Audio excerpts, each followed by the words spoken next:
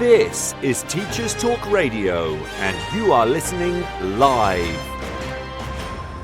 Hello and welcome to the Sunday Lunch Show. Thanks for joining me.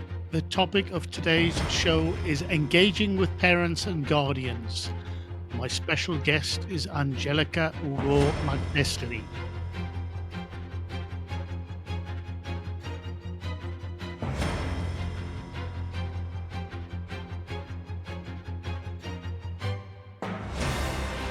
This is Teachers Talk Radio, and you are listening live. Tune in live at ttradio.org, or to join in the conversation, download the Podbean app and search Teachers Talk Radio. Follow the hashtag TTRadio. Tune in, talk it out with Teachers Talk Radio.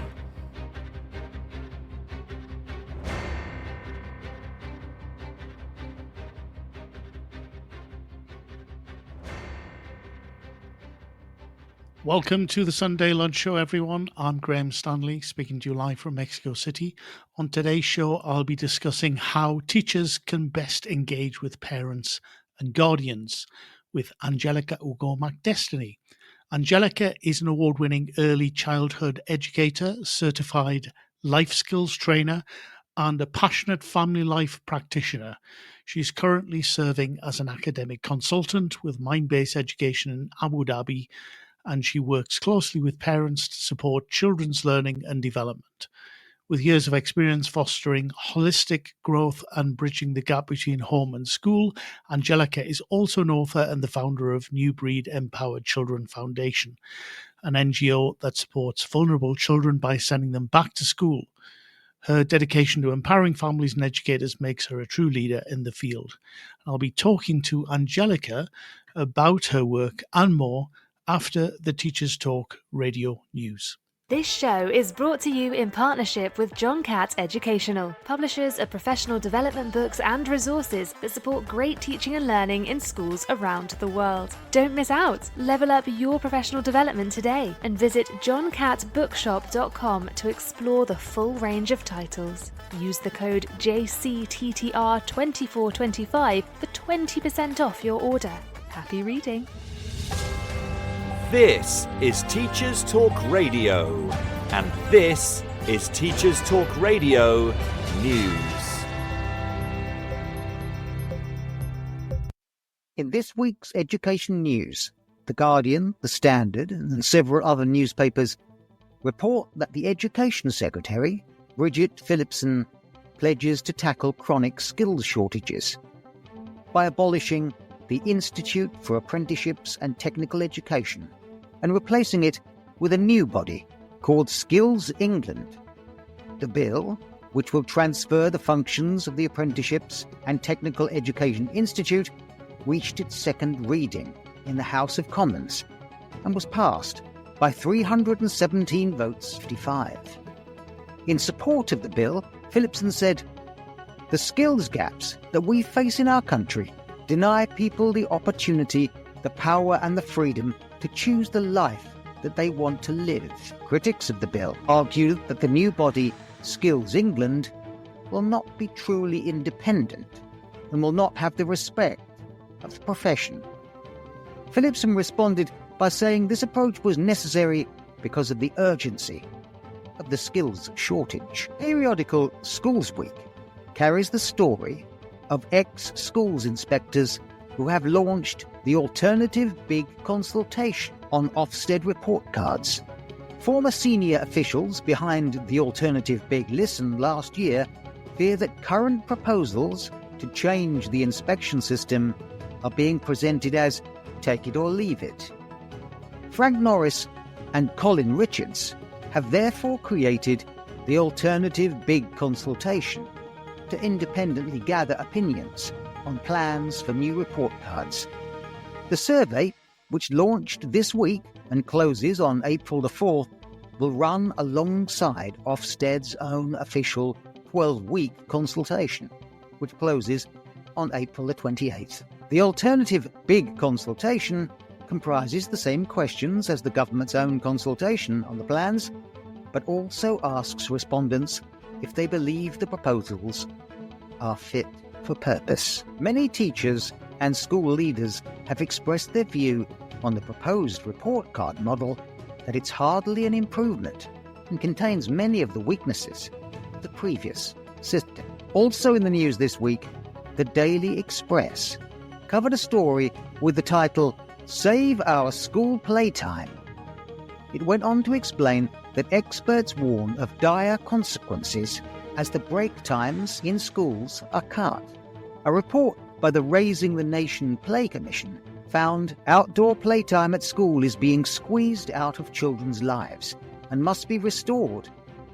The Guardian carried a story under the headline, "Ministers urged to add audio books to England's new schools curriculum." A poll by the National Literacy Trust found that children's enjoyment of listening to audio and podcasts had risen compared to the previous year, overtaking their enjoyment of reading for the first time since the charity began asking about audio in 2020. The charity said it was therefore advocating for increased access to and a broadening of the variety of reading formats available to pupils, to include audio.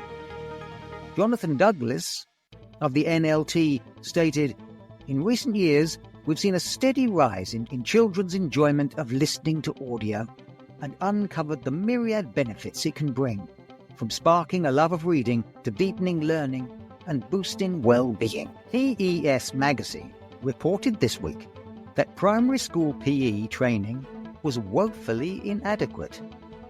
As reported to MPs, the chief executive of Youth Sport Trust called for PE to become a core subject to drive up standards and improve fitness.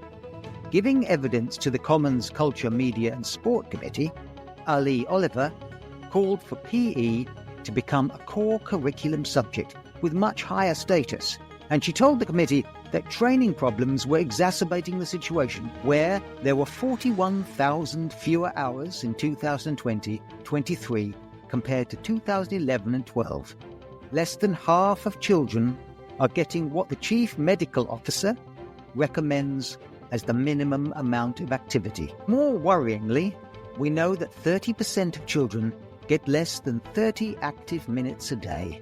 LBC News reported that a teacher was sacked after a joke about whacking a pupil over the head was misunderstood. Lakshmi Subrian, who had taught for over 35 years, was sacked after a school child who spoke English as a second language misunderstood the comment. The teacher was dismissed from Gilbert Colvin Primary School in Ilford, East London in 2023 following the incident. Miss Subrian took the school to an employment tribunal, claiming the remark had been made in jest while teaching Year 6 pupils and preparing them for their maths SAT exam.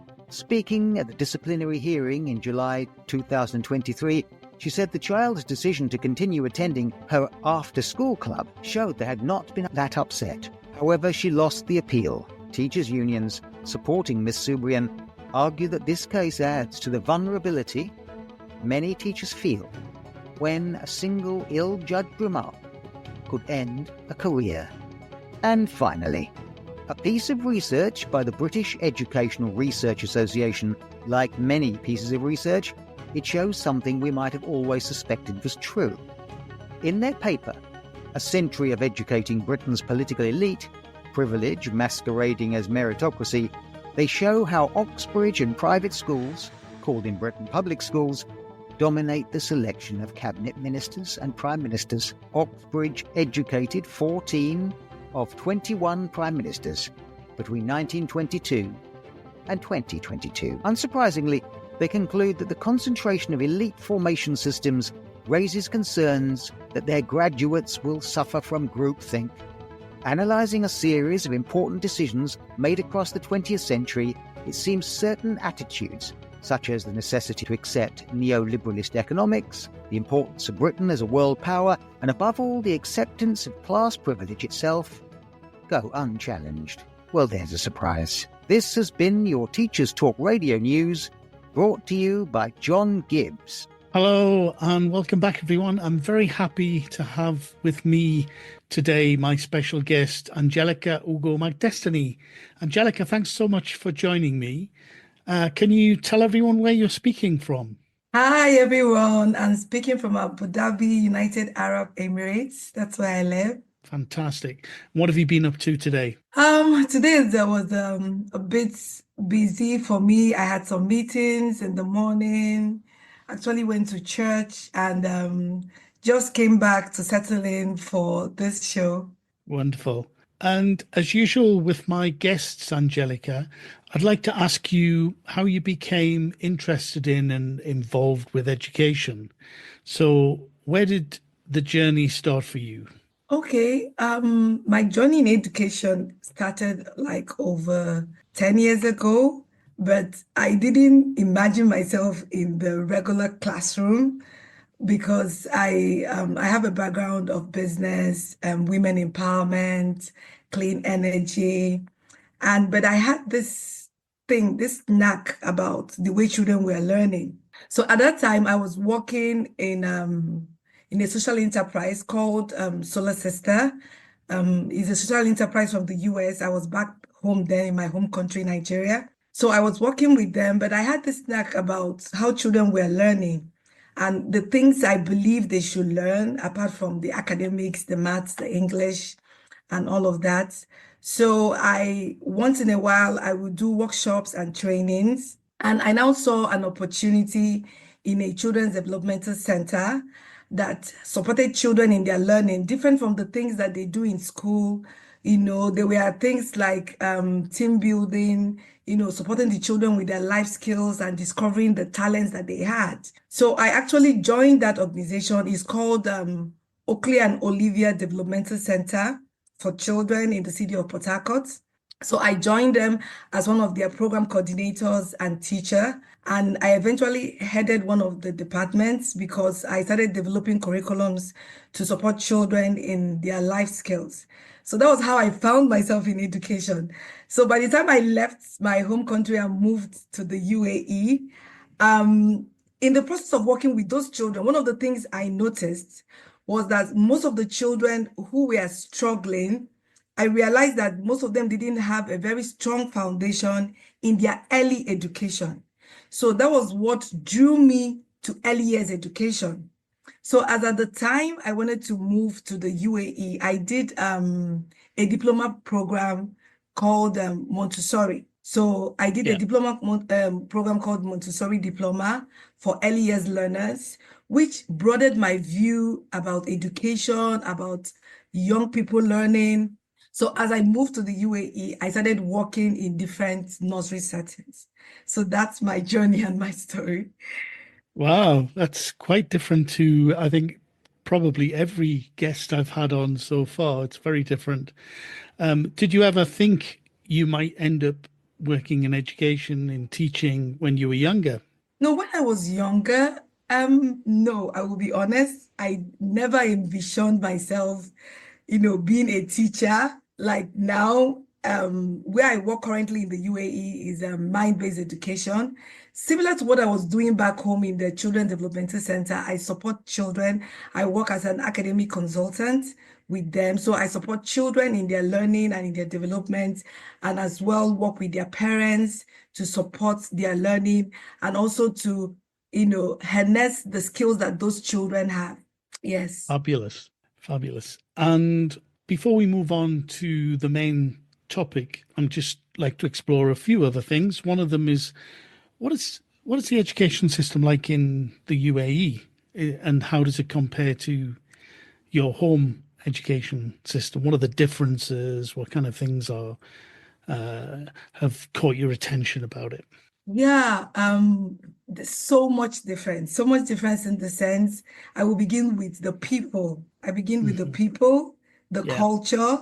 You have people from different races, different tribes, and all of that, especially with the teachers as well, with diverse experiences.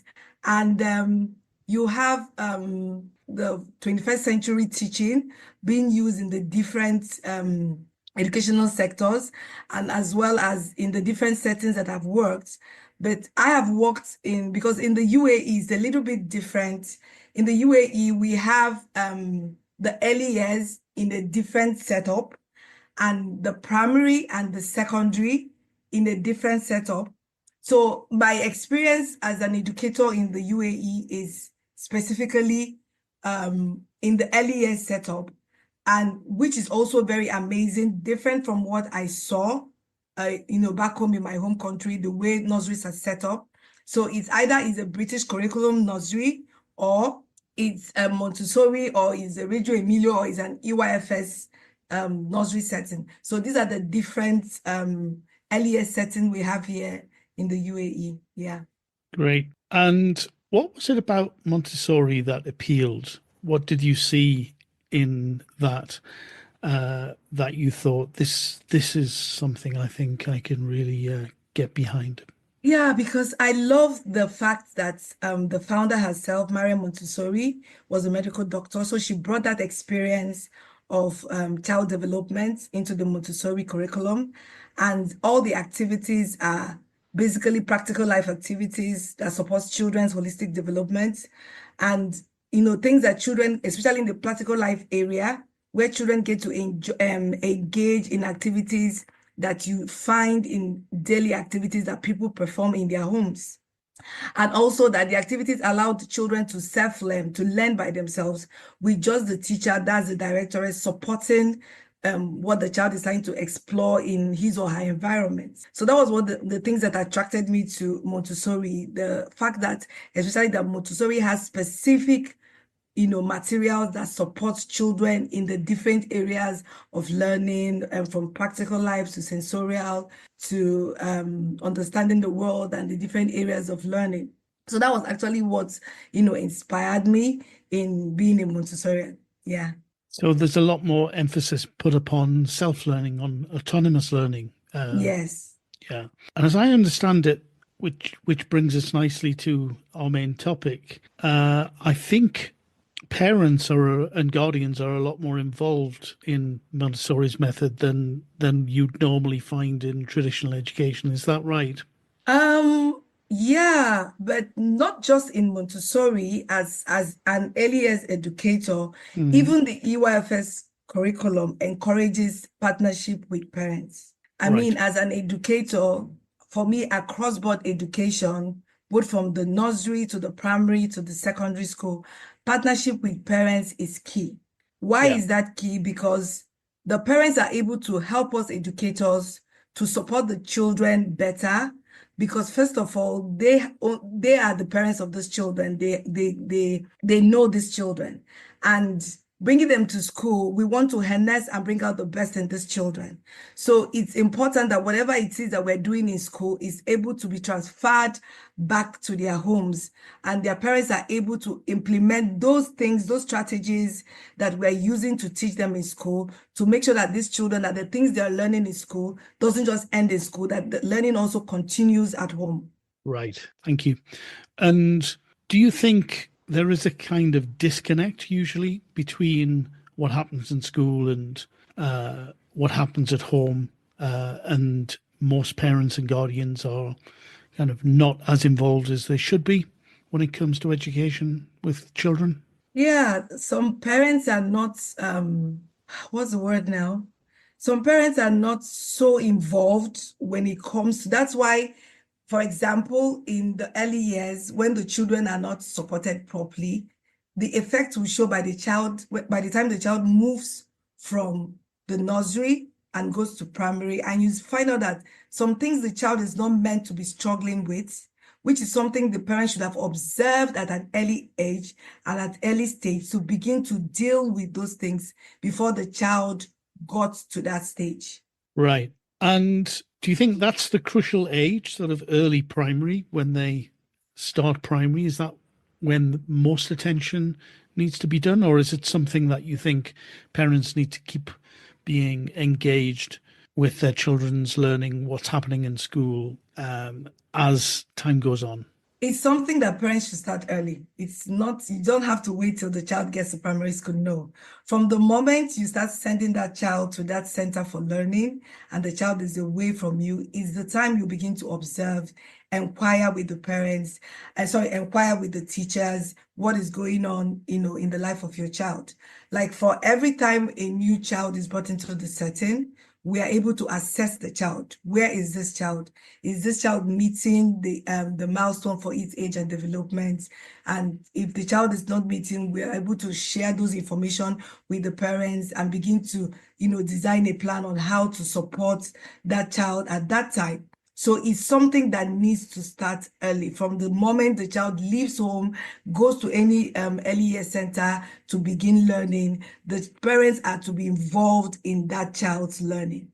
Yes. And perhaps you could share with us any observations you've made about children that you have come across that perhaps parents weren't paying particular attention to. Do you have any kind of anecdotes or any experience of identifying children that perhaps could have been given a lot more support than they had been when you first came across them or when they first came to the centre? Yeah, I've met children like that in the past who, based on their age and stage of development, some things that they should be able to do cognitively, they are struggling so much in those areas. And when I started doing the assessments with the child and working with the child, I realized that at the early stage, the parents didn't pay attention to those issues that the child was having then. For me, I felt probably they felt that the child, I don't know what that that the child was going to perform a magic or something,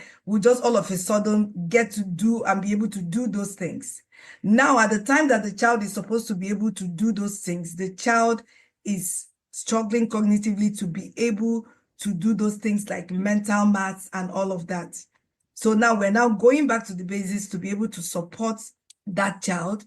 And so far, the child is doing great, and he has surpassed what the parents were hoping that he was going to do. This show is brought to you in partnership with John Catt Educational, publishers of professional development books and resources that support great teaching and learning in schools around the world. Don't miss out. Level up your professional development today and visit johncattbookshop.com to explore the full range of titles. Use the code JCTTR2425 for 20% off your order. Happy reading. What about things such as special educational needs? Are they identified when the children go to the centres, etc., at this point? Yes, that's one of the things that in the UAE we're very big on inclusive education, that children with special needs are part of the regular classroom and they are supported in a very special way with experts in those fields supporting them in their learning. So yes, because for me also as an educator, it's important that we also have them in our classrooms. Why?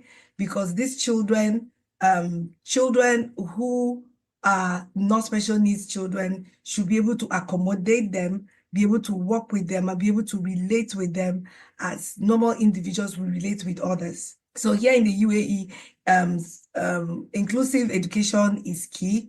And the government as well supports that as well. Right, that's good to hear. And I'm guessing for the majority of teachers, Angelica, the most contact they'll have with parents and guardians is during parents' evenings and perhaps when it comes to sharing reports of progress about their children. And it's perhaps the school leaders, the school heads that engage more with parents. Do you think this is the case in general? No, I don't think I think it depends on the setting and the school. Yeah, because in the different settings I've worked, yes, we have parents' evening whereby parents come in and we share the progress report of their child. And apart from that, we have like apps that we use daily to be able to send a daily report of the child's progress.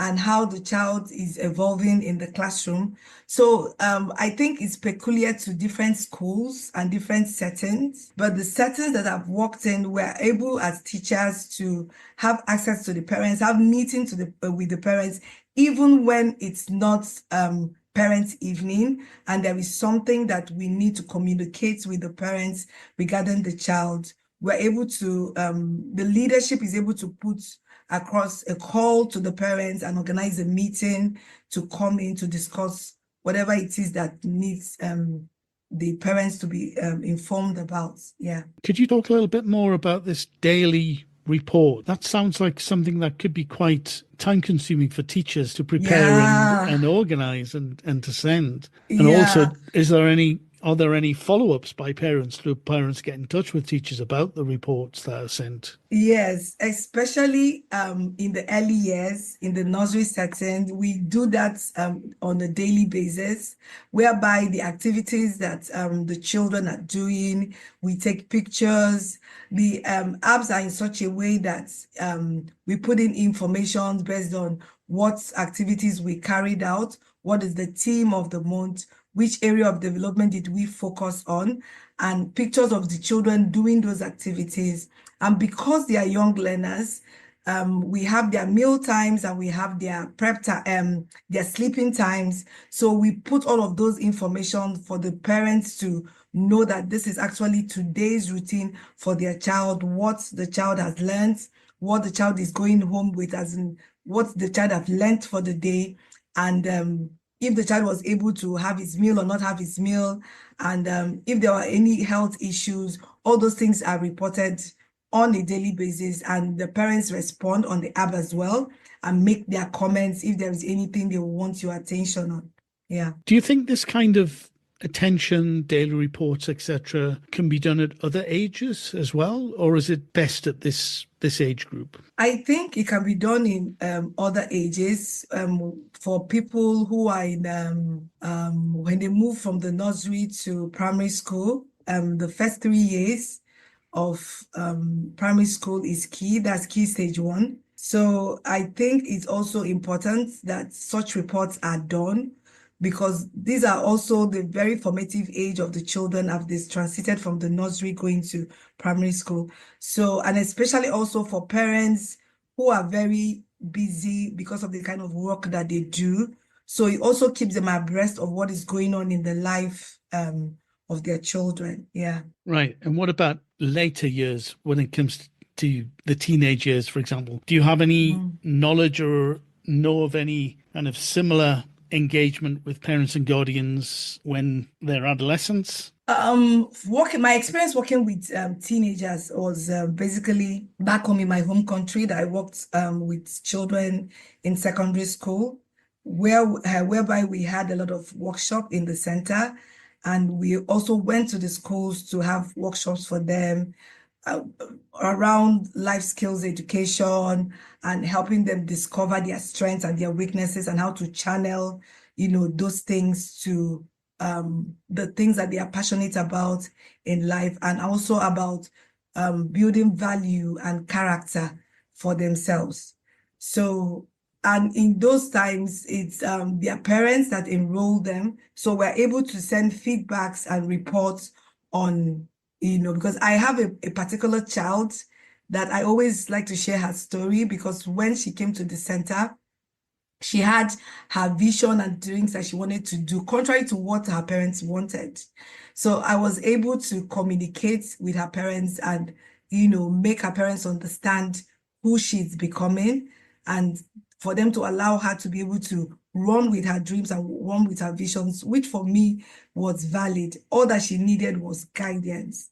And I'm happy to say that today she's a pharmacist. She went to one of the universities in the UK, I'm not sure which, but today she's a pharmacist and she's pursuing that vision. One of the visions she had was to have a center where she's able to support people medically, people who are less privileged, who are not able to afford medical care. I don't know if she has started that part, but I'm happy that today she's a pharmacist. That's a great thing to know about tracking the progress of someone. It's really good.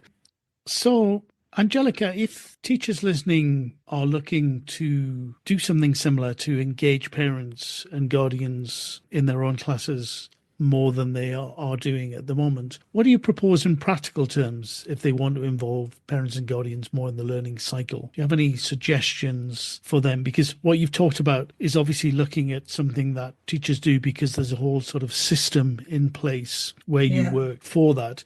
But if that system isn't in place, are there things that they can do on their own, teachers who want to become more involved in this? Or Yes, when you're working in a setting, every setting has their vision and their goal and how they want to interact with parents. So I would always suggest to any educator to always work in line with their line supervisors, and share their desires and their plans and what they believe should be ways that they should be able to support their learners different from what every other person is doing or what the school believes should be done. Because for me as an educator, I am a lifelong learner. I've gone on out of my way to take courses that has to do with parenting, family life, courses that has to do with parenting, family life, to be able to support, the parents that I work with their children and be able to also contribute that to any setting that I find myself. Because the truth is, when we think of parents-teacher engagement, partnership is key. When I say partnership is key, what comes to my mind is when someone goes into a business partnership, there are terms and conditions, and every party has a role to play to make that business successful. Now, the business here is the child, and the teacher and the parents are in partnership. And the terms and condition is that we support these children to grow holistically, whole children, rounded children who are going to be well-rounded adults to be able to impact their world.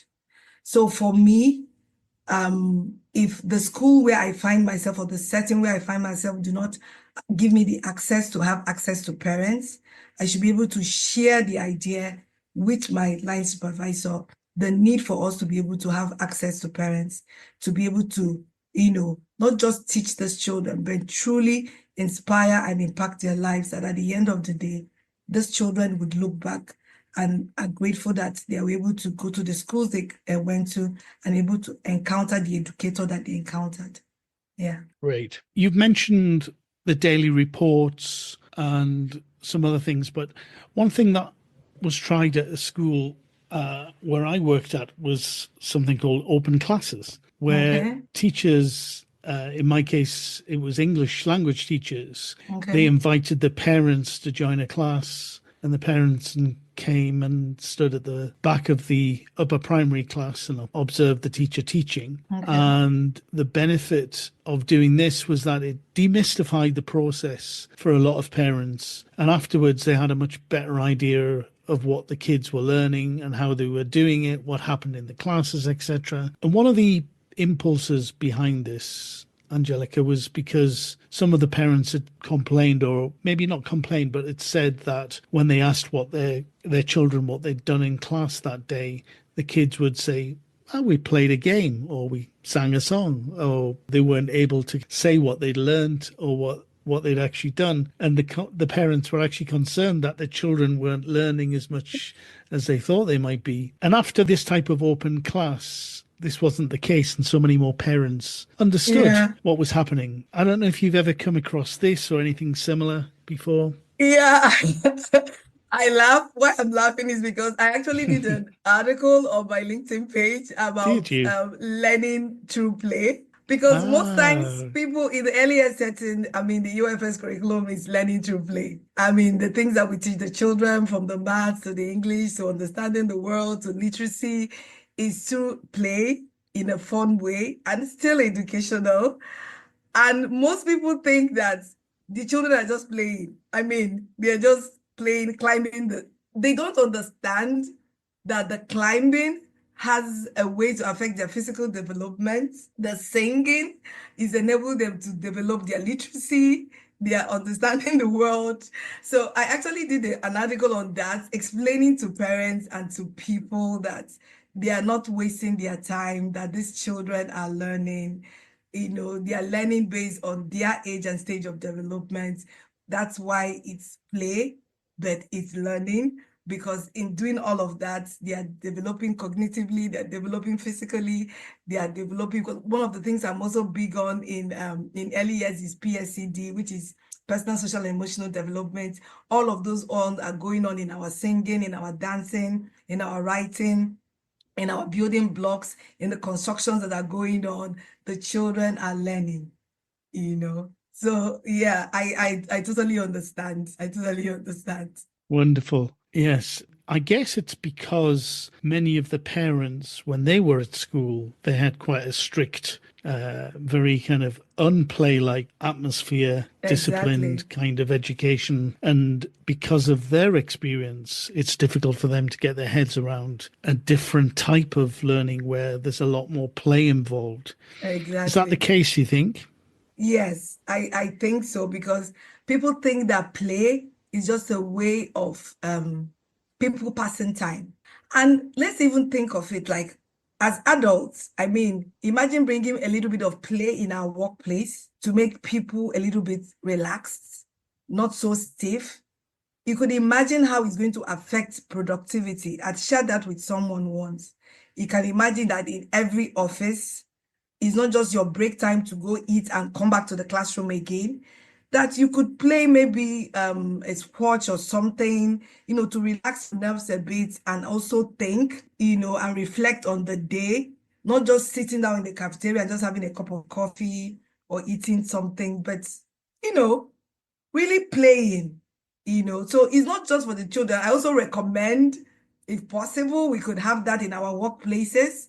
I mean, it will boost our energy as we work. Yeah. Yeah, well, there is this, I don't know if you've come across it, this term gamification that Gamification, yeah. is all about trying to make, it could be work, it could be education, more fun. Is that the kind of thing that you wrote about, or is that a bit different to what? No, it's different. No, it's not what I wrote about. No. So could you explain a little bit more about the article that you wrote about playful Okay. learning or? Yeah, the article, it's just simply about, educating parents, carers, and people that play is actually learning. And for children in early years, that the different activities they engage, from role playing to dancing to climbing, is all part of their development and all part of their learning, because it enables them to develop specific areas. Like, for example, you have a child who is 3 years old, who is supposed to be able to climb the stairs without support, and the child is not doing that. You have to begin to think of activities you can engage the child to do, because it's part of the things the child is supposed to be able to do at that age. And also, for example, you have a child who is not able to catch a ball at 3 years old. The child is supposed to be able to do that. So you have to begin to think of activities to support that child in a playful way. You could be outdoor activities whereby you're throwing the ball in a close distance with the child and trying to help support the child in climbing stairs, or also support the child in climbing slides or other outdoor activities that we have in the different centers. So all these things are done through play and is intentionally done to be able to support different areas that we need the child to develop. So that you see the children running, singing, shouting, scribbling all over the place, it has something that is doing regarding their learning. So that was what the article is about. Okay, that's interesting. Yeah. What about teachers who say they would be a bit nervous about all of the things that you've described because of classroom management concerns? What would you say to those teachers, and how would you persuade them that that isn't a concern? When it comes to classroom management, I mean, based on the number of children that you have, you always have someone to support you in the class. And in the process of doing that, if you have any child that it's a bit of concern for you regarding behavior, it's something that you address with the parents or with your line supervisor. And if it's a child that is a special needs child, there is always an extra support for children like that to be able to, learn at their own pace, and so that it doesn't also affect the learning of the other children in the classroom. So when it comes to classroom management, it's something that every educator that I know should be able to have a plan and have a way to be able to support the different learners that they have in their classroom. Right. Good advice. Another thing that we did together at the school that I mentioned earlier, when I was a senior teacher there, was we collected students' written work and put it together in a digital magazine, along with student drawings and other things about the school in general. And this was shared with students, all of the students in all of the classes, with the teachers, but also with the parents and guardians. This really helped them see what was going on, see the bigger picture, if you like, of the activities at the school and what everyone was doing, and also get the opportunity for them to read some of the work that the students were doing. Have you an experience of this, either in your own experience of other teachers doing something similar? Yes, I have experience with that. In one of the settings that I work with, we had what we call the photo journal, whereby the different activities that the children do, we take pictures, and the ones that they created, we're able to put them in that journal. And at the end of the term, the children were able to go home with that to show the parents what they've been able to do that school term. Yeah. What about other things that perhaps teachers can do apart from what I've already mentioned? The idea of daily updates, open classes, sharing students' work. Are there any other things that you think can be other activities or other things that teachers can do in order to come closer together to parents and guardians and help the students? Yeah. In one of the settings I worked as well, we also had what we called the weekly newsletter, whereby we share the different things the children are learning in school based on the theme of the month and what the lesson plan for that week covers and what they should expect in the coming week. And also because in the early years, we do a lot of role playing, and at times parents are informed through that newsletter, things that we need the children to come with, especially if maybe something that we're trying to do in the area of recycling. We would inform the parents to bring materials that they've recycled from their home to be able to do the activities we want done in school. So yeah, that's one of the things that we also do to, be able to connect with our parents, and also create opportunities whereby we have, like in the UAE, we have different events, which brings an opportunity for parents to come into the school. Like we have the National Day, we have, because it's a multicultural place, we have people from different countries, the Chinese, the Indians, they have their celebrations, and we do all those things in the settings, and it gives parents the opportunity to come in and for us to interact with them and for them to see, what we are doing. So for me also as an educator, I believe every educator, every teacher should also not just be a teacher, but also an inspiration and also as a coach to these children. Why do I say so? Because we spend more time with these children and we're able to imprint in their hearts things and that normally maybe their parents will not have time for, but as a teacher, we are able to we assess these children and we know their strengths and their weakness, and we're able to encourage and inspire them, knowing that beyond the sky is their limits to become anything that they choose that they want to become. Yeah. Very inspiring. And you mentioned earlier when you were talking about some of the activities that role playing was something that you really did a lot of. I'd love to hear more about that, how you approach role playing with the children, etc. Yeah, I mean, basically role playing in the role play area, we have like a setup that looks like a kitchen We have a setup that looks like a hospital. We have a setup like looks like a salon. And we have children dress up in those costumes and, they pretend like they're a doctor or they're a nurse. And we have ones that are kitchen, they pretend that probably they are cooking or maybe they are sitting down and they're having afternoon tea with their friends. So it's basically the things that they see around them, they are able to do those things by themselves without the support of an adult or the teacher anyways. And how do the children react to that? Is it a popular Oh, activity? yeah, they love that a lot. I mean, they love that a lot. I've worked in a setting that has a specific room for role playing with the different costumes, to the kitchen, to construction, to all of that. And whenever it's time for that session, the children are excited. They all line up and they get in there, and you see some of them pretending to be mothers because we have a session that has, babies, doll babies with the beds and all of that. So they try to kind of do what they see in their homes, or when they go shopping. We have a section that has like as if a grocery shop, and the children come pushing their carts like, that they're going grocery shopping and they're paying with the fake monies and all of that. Yeah. Fantastic. And do you ever get parents involved in that? Do they ever experience that or see the children role playing, or is it Yeah, separate? the parents come and see that if, for example, is the closing time, and the timetable says that the children are there in that area, and the parents could come in to the role playing area and they see what the children are doing and they love it.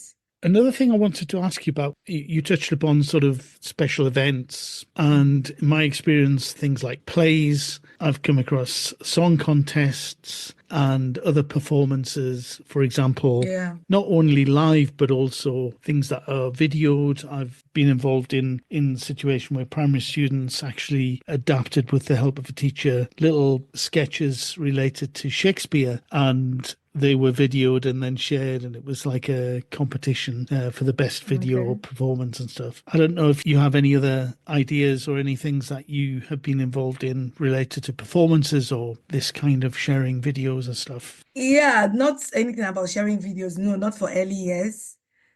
Because another thing about in the earlier setting, when it comes to safety, you have to get permission of the parents to be able to use their children's pictures or whatever you want to do. Yes, of course. So when we have those special events, they are live events. Like there are no video recordings except if the parents want to record their own child. So it's normally things like the children would perform a song or recite some of the things that we're teaching them in the class. So they just come on stage and they recite the songs individually or in a group, or certain words we're trying to teach them in school. They come up to recite those things. And for example, if it's Chinese New Year that we're celebrating, we decorate the school, using Chinese, their flags, things that represent their culture and all of that. And we try to teach the children one or two things, that they could say. And that's basically that. So yeah. Yes, when I mentioned the videos, as well as Mm. the student work that we shared as well, none of the students' work or no video recordings or even audio recordings, which is something that I've been involved in the past, putting together a radio show, for example, would have been carried out without getting parental written permission to do Okay. so. And not only permission from the parents, but making sure that the children were okay with this as well. That idea of safeguarding and getting permission is so important to do. It can be something that is difficult, it can take a lot of time, but it's so Yeah. important to get that. Yeah. And then, of course, it is difficult if you have some of the children who want to be involved and some of the parents who don't want their children to be Children to be involved. involved, exactly. But then when it comes to things like video recording of a performance, etc., you can always get the children who don't have the permission from their parents to be involved or to be actually on camera. They can be assistants, they can hold the camera, they can Yeah. be the directors, etc. Okay. Yeah. So that is a way that teachers can do that. But that is important, an important point to make, isn't it? Yeah. This show is brought to you in partnership with John Catt Educational, publishers of professional development books and resources that support great teaching and learning in schools around the world. Don't miss out. Level up your professional development today and visit johncattbookshop.com to explore the full range of titles. Use the code JCTTR2425 for 20% off your order. Happy reading. So, Angelica, we've talked quite a lot about engaging parents and guardians. Is there anything that we related to that topic that we haven't yet touched upon that you'd like to talk about that you think would be important for teachers listening to know about?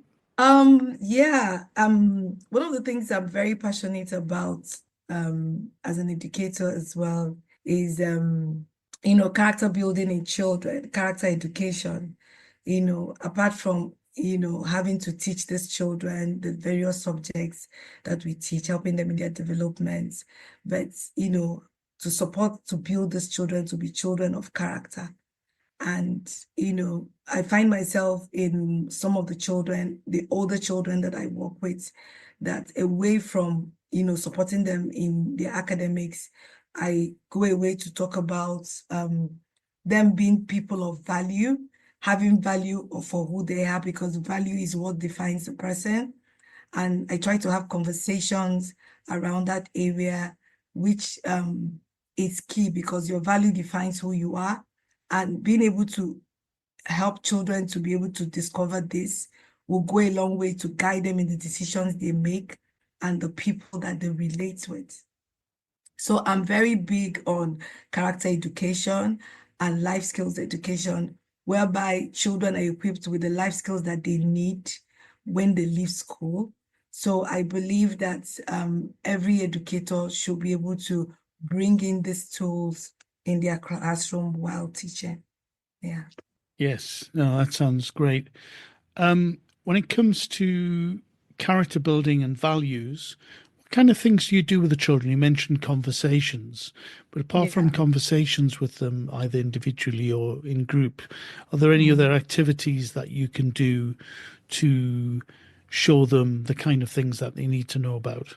Yeah, like books, I read books to them that has to do, books that tells a story about the need why someone needs to have a good character. I also share like worksheets for them to discover their own strengths and the own character values that they need to have. So these are the two ways I try to do that with the children, through books and videos, and also worksheets that helps them to find out what values that they have and what values they need to have that would transcend them in life. Interesting. Yeah, of course. The value of books, so important, and reading as well.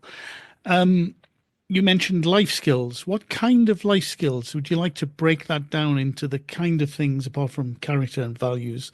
What kind of things do you think that term life skills encompasses now? What kind of skills do children of today need that you would help suggest teachers focus upon?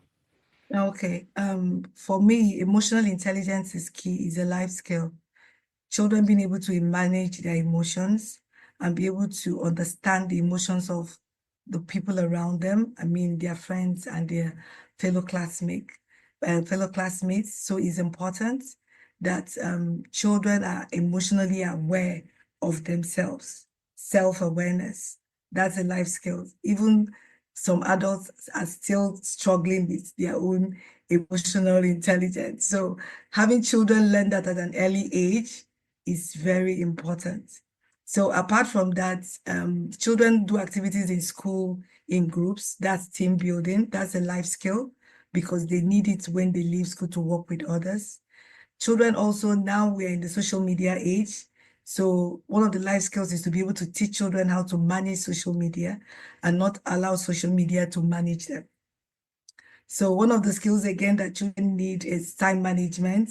We're able to begin to intentionally teach them how to manage their time, plan their time, have a schedule for themselves, have a timetable of the things that they need to do.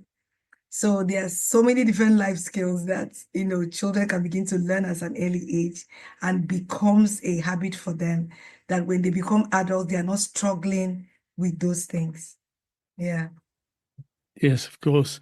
And I guess when it comes to emotional intelligence, empathy is so important, isn't it? Being able Oh, to very empathize with the other exactly. children, to understand what you say and do, put yourselves in the shoes of Others.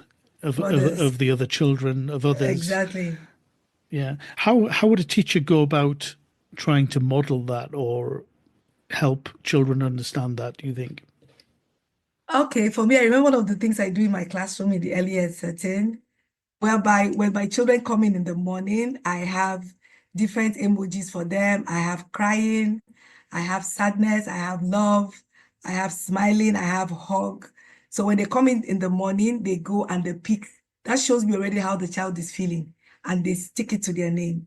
So throughout the day while I'm teaching, I'm observing the child, his emotions. Is he following? Is he okay? And most times I'm able to talk with the child one-on-one, like what happened the previous day, if there is anything that is of concern that could need the parents' attention, or even my line supervisor to see, what hear what this child is saying, sorry. So for me, I do that in the early years because some of them might not be able to express, but with pictures and images, they are able to tell you how they are feeling. So I'm able to do that with them.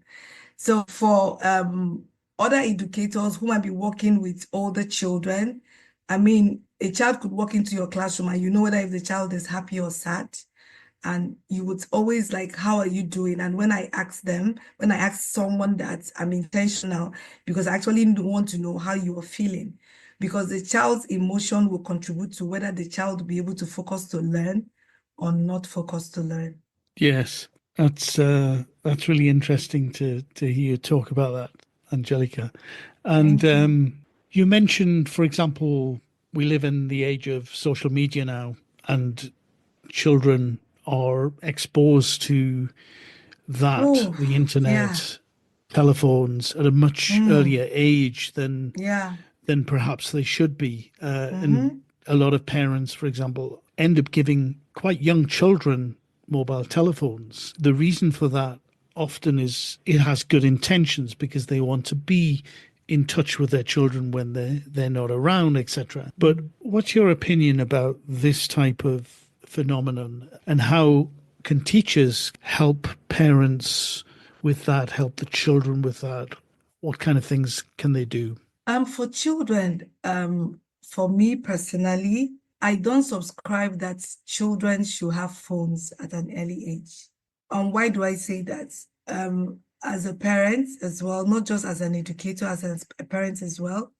I have two children, and for me to be able to reach out to the younger one, there is a landline in the house.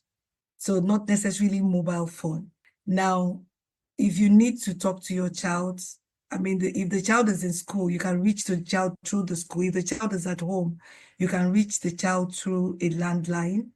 That is just to make calls. You're not going anywhere on social media, just to make calls. Hello, um, what are you doing? I need you to do this. Okay. And now they have tablets and laptops because they use it in learning. As a parent and as an educator, you should be able to program you and put restrictions on your child's laptop and tablet to be able to know what the child is viewing, apart from what the child is supposed to do with the tablet or the laptop. And you should also be able to program the laptop or the tablet that at a certain time, the tablet shuts down and the child is not able to use it, because this is what I did for my children, so that at a specific time, even if they try to on it because it's programmed, it wouldn't on because their screen time for that day is over. So it's something that parents, need to be intentional about to minimize the children's screen use and how much exposure they have with social media. Because that's why it's important that as a parent and as an educator as well, that we support parents to be able to manage this and try to get the children engaged. That's why most schools have extracurriculum activities that support children to do other things apart from their academics, to build the skills and the talents that they have in sports or in other areas that they love. Yes, important. At what age do you think, personally, either as a parent or as an educator, that children should be allowed to have access to mobiles, for example? Difficult question, That's isn't a it? But that's a it's tricky one one. it's one that all parents have to kind of grapple with. And Exactly. It's kind of a tricky one because there's often peer pressure, isn't there, from, exactly there are the times children peer coming home pressure. saying, "Oh, my friends have all Friend got has mobiles. I'm the only one in class without a mobile." And you don't want to kind exactly. of have your children feel like they're missing out. Exactly. So that's why I said it's very tricky. But I believe that every family has a culture. As a family life person, every family has a culture, and it's not about what the other family is doing. It's about what is the culture of our family, what is the vision of our family, what are our rules, what are the things that we abide in. So if he comes back from school and tells me his friend said, "Oh, that's good," but you know that it's when you're 12 or when you're 13 that you would get a phone. So it's I can't say that this is the age. So, but for me, it should be something that the parents on their own should decide. Why should this child have a phone at this age? Does he need it? What actually does he need that phone for? So for me, I have a 12 years old, he doesn't have a phone, and I'm not intending to get him one. What age do you think you would get him the phone or allow him to have the phone? And has he come to you already saying that his friends have phones? Um, No, he didn't come to me because already we've discussed it already, and I told him that he's not getting a phone until we didn't really agree on an age, because he has a tablet which he uses, and we all know what he does with his tablet, his schoolwork, and because he likes gaming, so he's tried to do Scratch to design his own game. So um I don't think we've decided the actual age we're gonna get him a phone, but right now he doesn't have a phone, and I'm not planning to get one soon. Well, let's hope he doesn't listen to this. Exactly, please. I hope he doesn't listen to it either. It is problematic, isn't it? And I suppose because he already has a tablet and uses that, then that probably takes the pressure away from the phone because it's a similar kind of device now. But Exactly. yeah, I mean, I think it's interesting, isn't it? Because it's something that I think every parent and child has to deal with in some way. I remember when I was growing up, it was how much exposure I was allowed to have with television. So now Exactly. it's kind of changed, but Exactly. it's still another screen. It's another kind of thing Yeah. that you can let children have too much of. But I always remember, even as a teen, feeling a little bit left out because I had friends who would say that they watched TV quite late into the night and they were allowed to do that, and they were talking about Okay. programs that seemed so interesting, so adult to me, and I was kind of a bit envious that I wasn't allowed to watch TV. I can't remember up to what time, but I wasn't allowed to Time. watch the Okay. TV there, and that was something. But I think there's no getting away from it. There'll always be something, and there'll Mm-hmm. always be restrictions that parents will have to put on these things, which is a good thing. Yeah, it's a good thing. Even the TV as well. There should also be restrictions with, how long the child spends in front of a TV. Yeah, So for me, I believe so much with the children engaging outdoors, no matter yeah. their age, to outdoor activities. It takes them off those gadgets, sitting down and just watching the television, except is something educational the child is learning, because you find out that there's some children that are visual learners. They learn a lot from the things that they see. So even at that as well, there should be restriction on how long that kind of learning, or spending time on the screen should be guided. Yeah. And looking at technology more general, what kind of role do you think technology should play in education? You've already mentioned that you have experience of children being given tablets and laptops to be used. Yeah, it's beneficial for education, but it should come with a lot of guidance and regulations to that, especially if, I mean, when it comes to technology, most of the things that the children do are online, so they are exposed to the internet, which has a lot of things that children are not, supposed to, have access to. So it's something that even as an educator and as parents that, we should be able to use the needed safeguard that blocks all those kind of information coming into our children's feed while they are learning.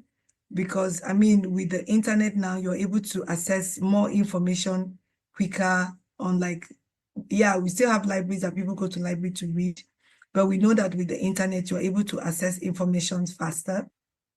So even with a technology supporting learning, it's great. It's a great and a fun way for children to learn, especially even children who could be struggling in some other ways of regularly sitting in the classroom to learn words or learn any subject.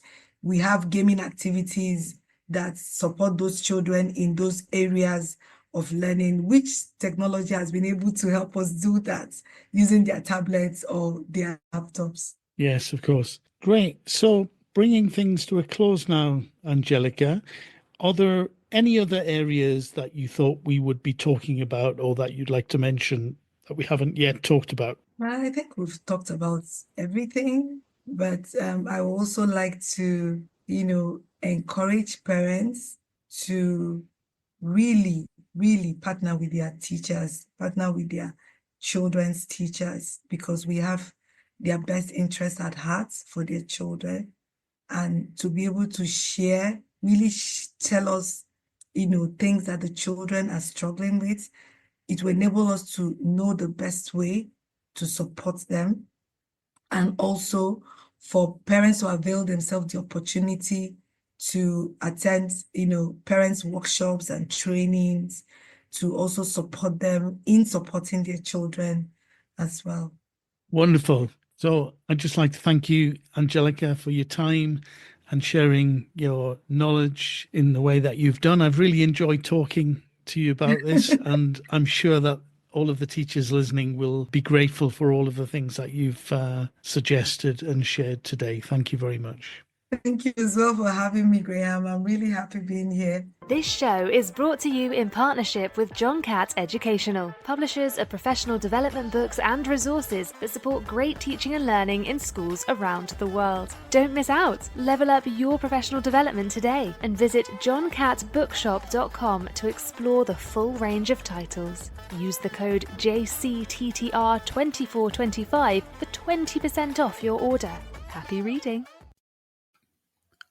And building on my conversation with Angelica, I would like to share some other ideas and advice for engaging parents and guardians. So, as we all know, parental engagement can significantly impact student success, creating a powerful educational partnership that supports learning at both school and home. And given this, I think it is known that when approached with a lot of thought, the collaboration with parents can benefit students, families, and educators alike. So, what are the foundations of this? Well, I think the first thing that needs to be taken into account are the potential obstacles or barriers to it. So many parents face practical constraints, of course, like inflexible work schedules, transportation challenges, childcare limitations, or even language barriers. And others can have emotional barriers from negative personal school experiences, or they can feel intimidated by educational settings. Some don't understand how to meaningfully participate in their child's education beyond basic involvement. This is all documented. It's interesting to read up about this, actually. So, apart from what Angelica and I talked about, what other effective engagement strategies are there?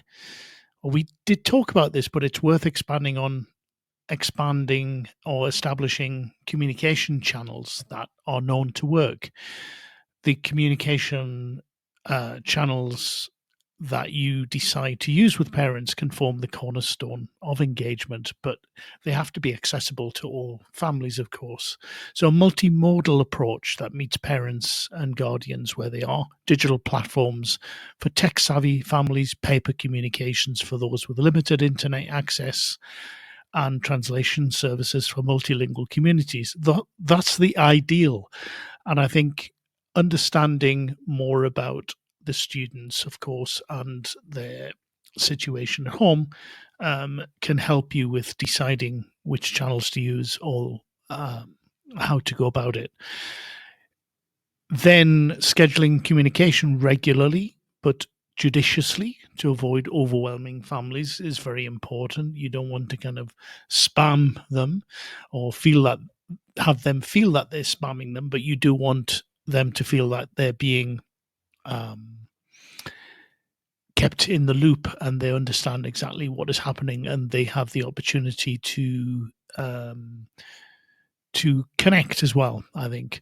So a teacher might combine a newsletter, digital or printed, a classroom app for quick updates, and text messaging for urgent information. Now, of course, this adds to the workload of teachers, so it needs to be considered very carefully whether this is something that you can take on, whether it's something you want to do. And also you need to have the buy-in from your school, of course, from your school leaders to see whether that is something that is possible to do as well. But the variety of communications ensures that all families would receive information through channels that work for their circumstances. One of the things that teachers can do is create opportunities for meaningful participation with parents so that they engage more deeply when their participation feels purposeful. So it's not just box ticking or going through the motions. And how do you do this? Well, designing diverse engagement opportunities that accommodate various schedules, interests, and comfort levels. This could involve traditional options like the parents' evenings or conferences, and perhaps in the school there are opportunities for parents to volunteer to do various things. But this should also and can also extend to flexible alternatives like recorded presentations, at-home learning activities, or virtual participation options as well. Then authentic relationships with parents and guardians, whatever level of engagement you decide is worthwhile or that you want to have with parents and guardians, I think it needs to be genuine, and this genuine connection is something that can grow over time, I think. So begin the year, for example, with positive outreach before any academic or behavioral concerns may arise. You can learn about the family structures, cultural backgrounds, and communication preferences. If there's a meeting with the parents, you get to know them straight away. You can make personal connections by acknowledging any family milestones and celebrating the achievements of the students. When issues do arise, you can approach the conversations as collaborative problem-solving opportunities rather than one-way directives. So I think that's always something that parents and guardians would appreciate. It's important to listen actively to parents' perspectives, which can often contain valuable insights about their children, things that you might not be aware of at the beginning, some things that perhaps are happening in their children's lives, which could be having an effect in the classroom, for example. And another idea is to cultivate parent agency and leadership. So the strongest engagement happens when parents move from participants to more of an active relationship, where perhaps where they're partnering with the school, for example, and you can invite parents to share their expertise, their interests, and cultural knowledge in the classroom or in the school. Parent advisory committees can help with this, especially if they have decision-making authority. Workshops that build on parents' capacity to support learning at home, but avoid a deficit-based approach that assumes parents lack knowledge, are things that are worth looking into. A parent, for example, that works in, healthcare, in a hospital, for example, might lead something on community helpers. Some parent with carpentry skills could help with a class project, etc. And these contributions can validate parents' knowledge and enrich the curriculum. Now, with Angelica, we already talked a little bit about technology and how you can use that thoughtfully. But digital tools can definitely enhance engagement when used purposefully. In order to do that, you need to select platforms that prioritize accessibility, mobile-friendly options, for example, and if appropriate, ones with translation capabilities. And maintaining consistent organization of digital information can help families navigate any resources that you might be sharing with them easily. You can provide technical support for families who need assistance, accessing digital tools as well, if that's appropriate. Again, this seems to indicate that there's a lot of time needed. So it is something to take a lot of care with, or to think about very carefully before doing. You don't want to be taking on too much in an already very busy schedule. But these are just options, remember, and some of them may be of interest, or you think that they may be of value for you to become engaged with, particularly if you have certain circumstances or you work in a context where you think that actually having a much better relationship or engaging parents would have a great value on the student learning or on the relationship that the parents have with the school. Remember, any technology that you use should be thought of about supplementing, not replacing any relationship building. So a classroom app might facilitate daily communication, but personal conversations will still remain essential. You don't want them to think that they're just sort of automatically getting things that are generated without much thought as to what is being done.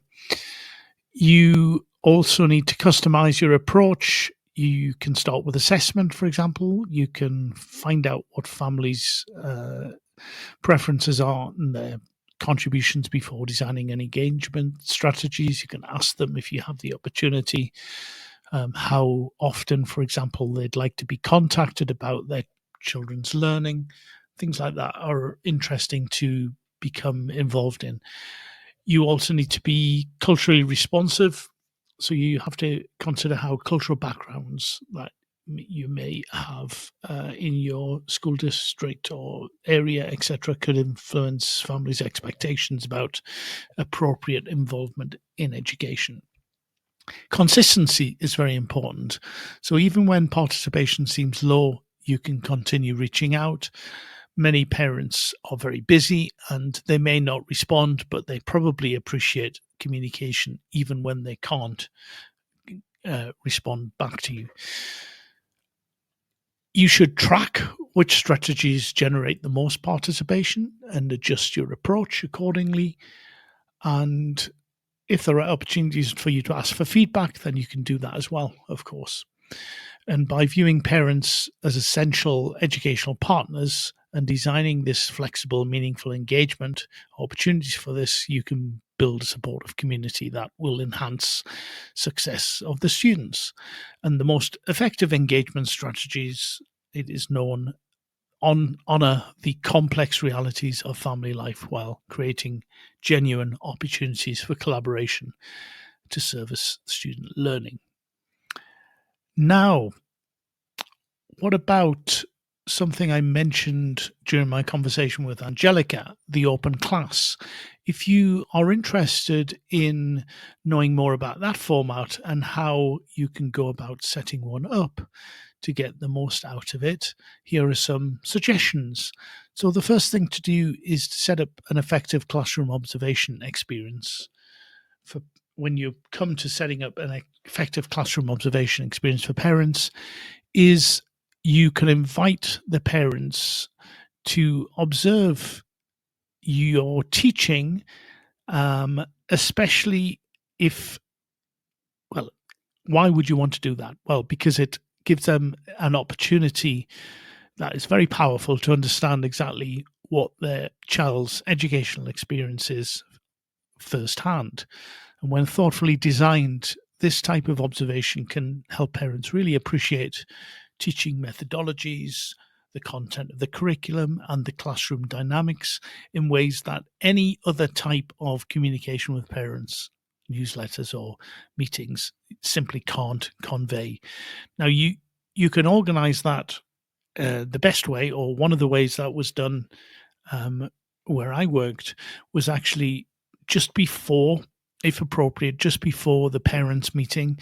You can have the parents come in a bit earlier and observe the end of a class, probably not the whole of a class. How do you go about that? Well, I think the first thing you do when it comes to preparation is you need to establish clear objectives for the observation before going ahead. Are you primarily aiming to build parent understanding of teaching approaches? Are you trying to strengthen homeschool connections or showcase specific curriculum innovations? And whatever objective you have will shape a lot of the decisions about what the format is or focus is of this type of open class. You want to take into account very carefully the classroom environment, of course. You might have a large number of students. Do you have enough space for one or even two of each of the parents or guardians of your children coming and standing at the back of the class? So, from both a physical and emotional perspective, you need to take that into account. You don't want this to backfire. That's the last thing you want to do. So the students also should feel comfortable about being observed, and the classroom needs to, as I mentioned, be able to accommodate additional adults. You can always limit the number of adults in the room if you have a small type of space or you don't want to disturb the learning. You can give the opportunity to the first 5 or 6, for example, whatever you think would be your classroom environment would be able to accommodate without having too many there. Now, I think some teachers I've heard find it helpful to practice having other adults or colleagues observe before inviting the parents. Of course, you need to be comfortable as a teacher having the parents in the room with you while you're teaching. And this can also allow students to become accustomed to the experience as well. You can prepare your students by explaining why the parents are visiting and what they can expect from this open class. Younger students might practice showing the visitors their work, for example. You can have the students engage with their own parents and guardians or others and explain what they're learning, while the older students might help develop observation guidelines or prepare brief introductions to units of study for the students, if appropriate in their own language, for example. Now, the observation format based on your teaching context and the parents' availability needs careful consideration. You can have a rotation where small groups of parents, 3 to 5, as I mentioned before, visit during specific time blocks throughout a week or a month. And this could ensure that the stability of the classroom is maintained while accommodating parents' schedules as well. Or you could have an open door period where parents can just drop in during designated hours over several days or weeks. This flexibility works well for parents with unpredictable schedules, but that definitely requires careful management to provide overcrowding. Now, Inviting parents to observe during specific classroom activities may be something you want to do. I don't know, during, for example, science classes or literature discussions or mathematical problem solving sessions. There's something you particularly want the parents to be aware of. That would be interesting, but requires a lot of planning in advance. You could also create a registration system that balances the kind of accessibility with classroom management needs, an online sign-up form that could help track expected visitors and prevent overcrowding, for example, and give time slots, the duration of the time slots, and any special instructions that way. You can develop observation guidelines so that the parents themselves understand better their role during the visit. So that might include telling them where to sit or stand during the observation, whether they'll have any interaction with students, whether that's appropriate or not, how they can ask questions without disrupting your instruction, and the expectations around confidentiality, of course, regarding other students. And it goes without saying that having some kind of instruction or guidelines about photography or recording policies is worth doing as well. You can't just assume that the parents will understand and abide by that. You can prepare an observation focus guide that helps parents notice important aspects of the learning environment. This might include questions like for them to think about while they're observing the class, like what skills are the students practicing during this lesson? How does the teacher support different aspects of the students' needs? What classroom routines do you notice? How do students demonstrate their understanding, etc.? It's worthwhile thinking about beginning with a brief orientation for parent observers. Now, it could be that if they're coming to part of a class, then someone else, school leader, or someone else outside the classroom can begin with a brief orientation for the parent observers and answer any questions that they might have, if that's appropriate. It could be that you provide a printed handout, or that the person who greets the parents before they go into the classroom has a quick conversation before they enter, explaining the learning objectives for the day's lesson and any context needed to understand the activities, etc. You might want to provide translation notes during various sequences, for example, a reference sheet explaining stages of a writing workshop or the purpose behind a particular approach, especially if it differs from traditional methods. If possible, create opportunities for authentic student-parent interaction without disrupting the flow of the teaching. During the independent work time, for example, students might briefly explain their current projects to visiting parents, or you might build in structured share time at the end of the observation. It could be in plenary, for example, with the parents having the opportunity to ask the students or the teacher anything about what they've just observed. You could have a debriefing component, if possible, where parents can ask questions after the class about what they observed.